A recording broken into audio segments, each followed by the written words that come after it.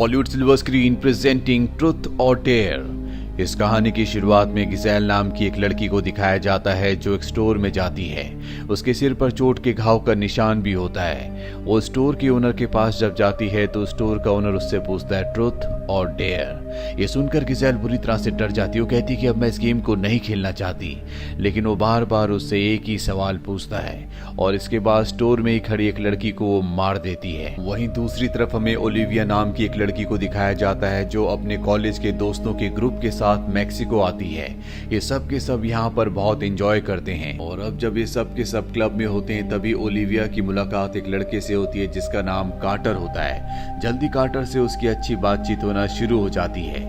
Olivia के सारे दोस्त भी यहाँ पर आ जाते हैं। दरअसल अब क्लब बंद होने का वक्त हो गया और ये सब के सब और भी एंजॉय करना चाहते हैं। कार्टर कहता है कि मैं एक ऐसी जगह जानता हूँ जहाँ पर तुम पूरी रात एंजॉय कर सकते हो और कार्टर इन सब को लेकर एक बहुत पुराने चर्च में जाता है जहाँ पर सब के सब चेयर्स में बैठ जाते हैं और अभी फैसला करते हैं कि टाइम पास करने के लिए गेम खेलेंगे जो कि है ट्रुथ एंड डेयर। सबकी बारी आती है और जब कार्टर की बारी आती है तो कहता है कि मैं ट्रुथ को चुनता हूँ और अब वो सच बताता है कि मैंने ओलिविया को जानबूझकर चुना था। मुझे किसी ऐसे की तलाश थी जो अपने दोस्तों के साथ हो और जो सब के सब आसानी से यहाँ पर आ जाए। यहाँ पर ओलिविया और उसके दोस्तों को ये बात बिल्कुल भी समझ में नहीं आती। दरअसल कार्टर ने इन सब को ट्रुथ और डेयर गेम खेलने के लिए कहा था। अब कार्टर यहाँ से उठकर जाने लगता है। ओलिविया भी उसके पीछे जाती है और कार्टर उसे बताता है कि ये एक सुपर नेचुरल गेम है और अब तुम सब के सब इस गेम का हिस्सा बन चुके हो। इस गेम को बीच में कोई भी नहीं छोड़ सकता।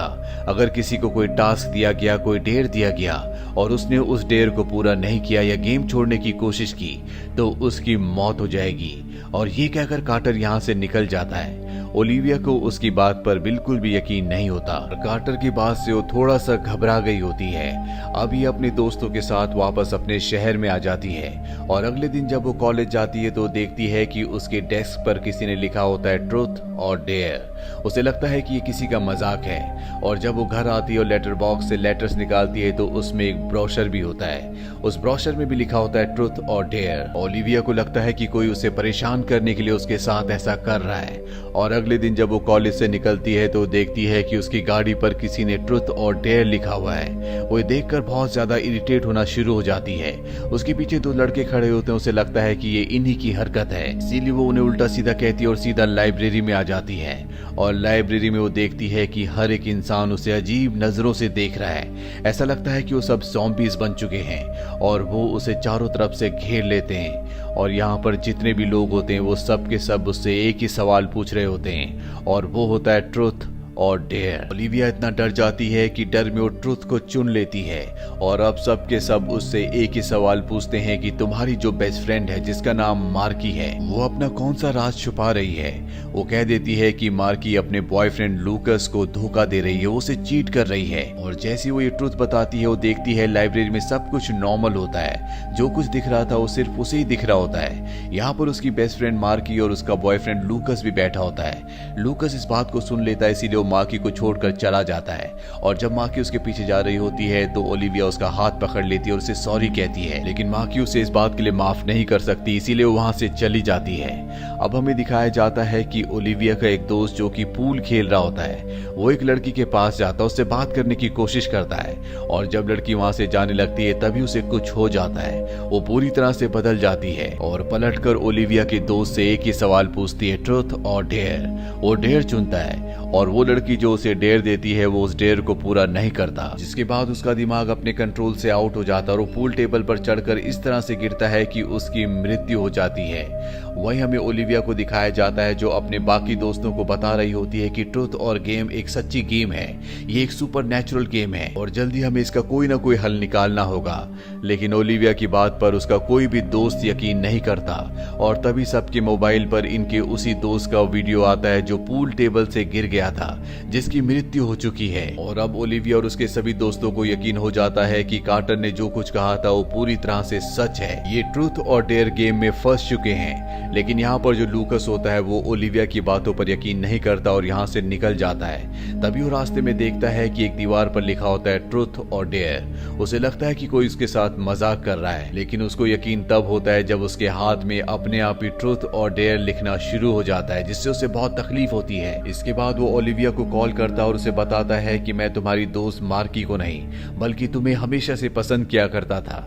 दरअसल उसने ट्रुथ और डेयर गेम में ट्रुथ को चुना होता है, जिस वजह से उसे ओलिविया को सारा सच बताना पड़ता है। और इसके बाद वो वापस ओलिविया और अपने बाकी दोस्तों के पास आ जाता है, जहाँ पर ओलिविया और उसके सभी दोस्त अपनी ग्रुप फोटो को देखते हैं जो इन्होंने उस चर्च में ली थी जहाँ पर कार्टर इन सब को लेकर गया था। और अब इन सब को समझ में आ जाता है कि जिस तरह से फोटो में खड़े हैं उसी तरह से ट्रुथ और गेम चल रहा है, क्योंकि सबसे आगे ओलिविया थी, इसीलिए सबसे पहले ये गेम उसके साथ खेला गया।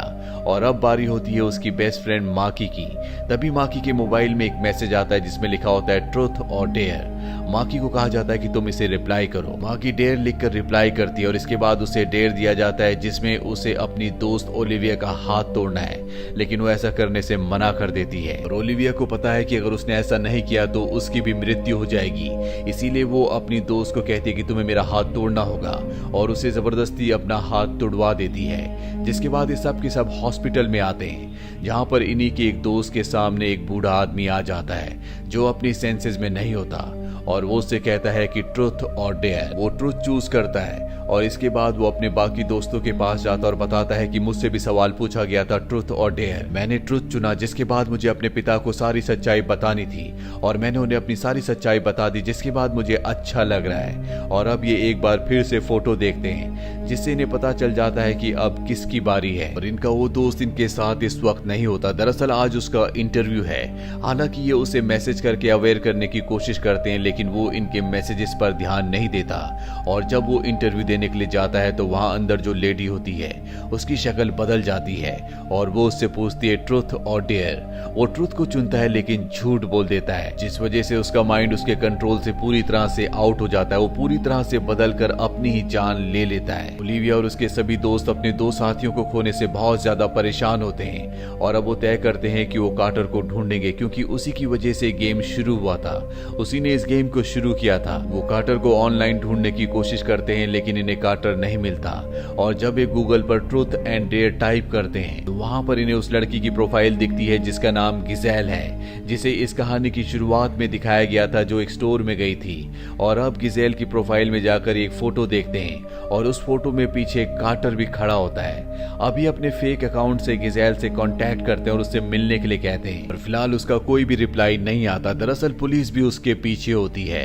वहीं अब इनकी एक दोस्त को दिखाया जाता है, जब वो मिरर में अपने आप को देखती है तो उसी का अक्ष उससे पूछता है कि ट्रुथ और डेयर। वो ट्रुथ को चुनती है ताकि वो सच बोल सके, लेकिन उसे बताया जाता है कि इस गेम में अगर कोई 2 बार लगातार ट्रुथ चुन ले तो उसके बाद जो तीसरा होता है वो ट्रुथ को नहीं चुन सकता। इसीलिए उसे डेयर दिया जाता है जिसमें उसे शराब पीते पीते छत की बाउंड्री पर टहलना है। उसके सभी दोस्तों को पता चल जाता है, इसीलिए वो नीचे मैट्रेस लेकर उसका इंतजार करते हैं और उसे तब तक टहलना है जब तक उसकी शराब की पूरी बोतल खत्म ना हो जाए। और जैसे उसकी शराब की बोतल खत्म होती है वो ऊपर से नीचे गिर जाती है, लेकिन उसके दोस्त नीचे मैट्रेस बिछा देते हैं जिससे उसकी जान बच जाती है। और अब इन्हें गिज़ेल का मैसेज भी आ जाता है, वो इन्हें मिलने के लिए बुलाती है। और जब ये सब के सब गिज़ेल से मिलने जाते हैं तो देखते हैं कि गिज़ेल बहुत ज्यादा डरी हुई होती है। ये उससे कार्टर के बारे में पूछते हैं। गिज़ेल बताती है कार्टर हमारे ग्रुप में था और उसे डेयर दिया गया था कि वो किसी दूसरे ग्रुप को इस गेम में शामिल करेगा, इसीलिए उसने अपनी जान बचाने के लिए ऐसा किया और तुम्हें इस गेम में ले आया।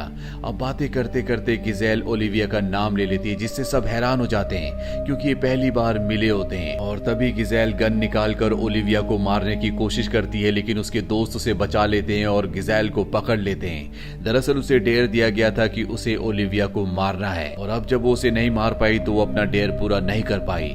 उसका दिमाग उसके कंट्रोल से आउट हो जाता है, वो पूरी तरह से बदल जाती है और वो खुद अपनी जान ले लेती है। अब क्योंकि इनके सामने कत्ल हुआ था इसीलिए डिटेक्टिव को सारी की सारी बातें बता देते हैं। डिटेक्टिव कहता है कि तुम सब के सब शहर से बाहर नहीं जाओगे। और अब बारी होती है ओलिविया की। ओलिविया को इस बार डेयर दिया जाता है जिसमें वो अपनी बेस्ट फ्रेंड मार्की के बॉयफ्रेंड लूकस के साथ एक कमरे में एक घर में रहेगी। इस बात से उसकी दोस्त मार्की को बहुत दुख होता है, लेकिन अब ना चाहकर भी इन्हें करना होगा। और जब ओलिविया और लूकस एक साथ एक कमरे में होते हैं तभी ये इंटरनेट पर सर्च करते हैं उस चर्च के बारे में जिस चर्च में इन्होंने गेम को पहली बार खेला था।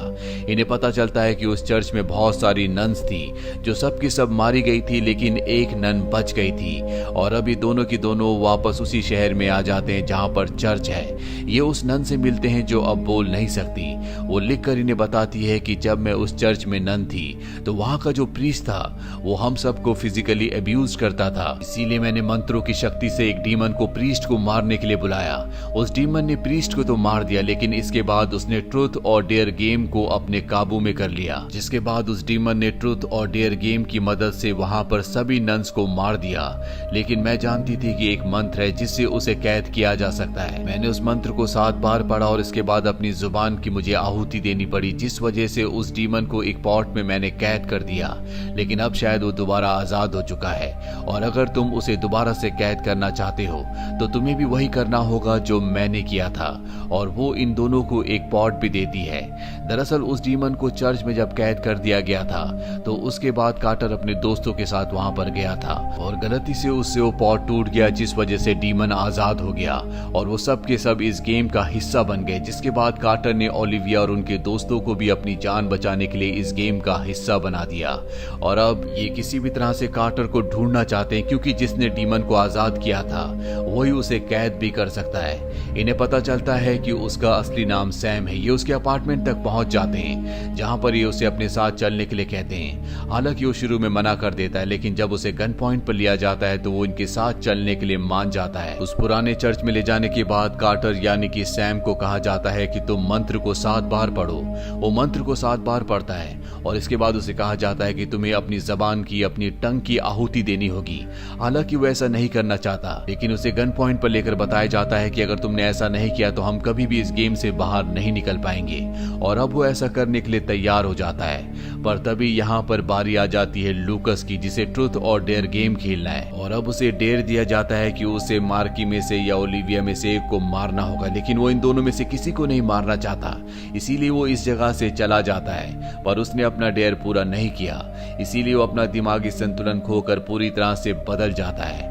और वहां पर जो सैम यानी कि कार्टर अपनी जबान को काटने वाला होता है वो उस पर हमला करके उसे मार देता है। इसके बाद वो अपनी खुद की भी जान ले लेता है। और अब गेम खेलने की बारी मार्की की है। मार्की से पूछा जाता है ट्रूथ और डेयर।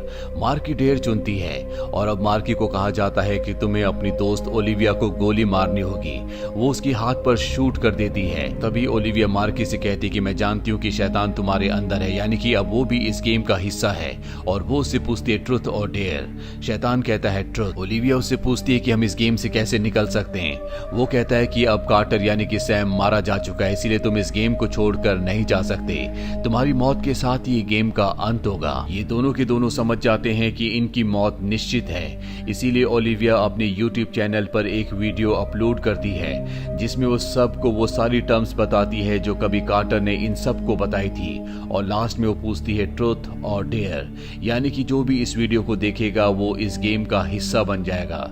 इसके बाद ओलिविया और मार्की दोनों के दोनों यहाँ से गाड़ी से निकल जाते हैं। दरअसल ओलिविया ने ऐसा इसलिए किया होता है ताकि लाखों लोग इस गेम का हिस्सा बन जाए और उनका अगला नंबर कई सालों बाद आए, जिससे वो कई सालों तक जी सकते हैं। हालांकि वो इसके अलावा कुछ और भी सोच सकते थे।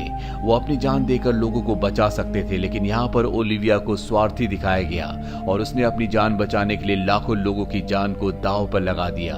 इसी के साथ ये फिल्म, ये कहानी यहीं पर खत्म हो जाती है। ये फिल्म ईयर 2018 में रिलीज हुई थी।